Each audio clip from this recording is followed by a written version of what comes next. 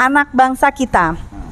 Jutaan bahkan puluhan juta anak bangsa pribumi Indonesia hari ini terseok-seok mencari nafkah di jalanan. Sekitar 4 juta orang berprofesi sebagai ojol atau ojek motor online. Sekitar 1 juta orang berprofesi sebagai supir taksi online. Dan sekitar 7 juta orang menjadi supir truk angkutan barang. Yang jadi supir angkot jauh lebih banyak.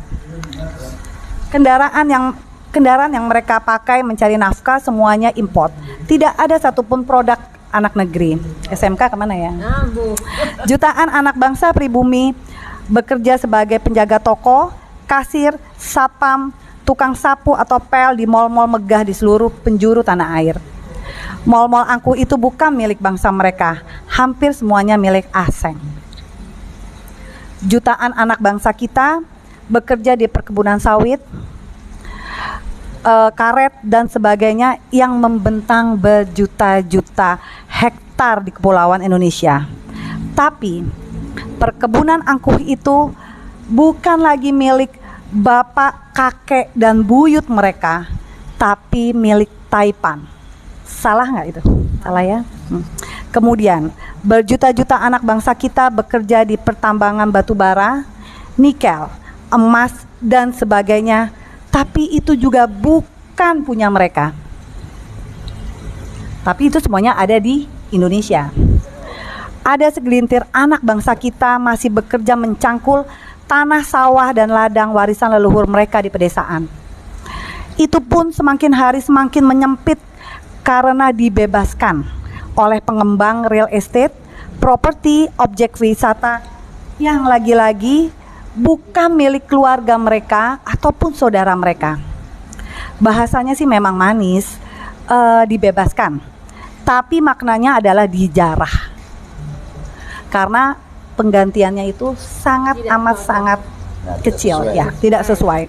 Sumber-sumber mata air bening di pegunungan juga sudah dibebaskan dan banyak dikemas dalam botol minuman dan kemudian kita pun harus beli. Ya. Padahal air termasuk adalah yang harus untuk anak kita ya, anak-anak sebagai rakyat dan juga itu sebetulnya free kan? Betul. Oke. Hutan adat, hutan lindung, hutan-hutan yang dikeramatkan anak bangsa kita sejak dahulu juga sudah dibebaskan. Tapi sejatinya dibiarkan dijarah bangsa asing dan asing. Pribumi. Ya. Jadi asing nggak ada asing dan asing aja, bukan pribumi. Ya. Dijarah tapi bahasa halusnya itu adalah dibebaskan. Ya. Kemudian akhirnya milik-milik anak bangsa kita tinggallah hanya raga. Itu pun memori otaknya sudah diracuni oleh virus-virus asing dan asing melalui game-game online dan sebagainya. Virus materialisme, value for money, mekanisme berpikir anak bangsa dicekoki hidup untuk mencari uang, bukan untuk kemuliaan. Negeri ini habis sudah dijarah bangsa asing dan semuanya terstruktur sistematis dan masif di zaman generasi kita. Generasi yang menumpas komunisme yang katanya generasi pelopor reformasi katanya, tapi nyatanya kita adalah generasi yang membiarkan oligarki merajalela. Oke.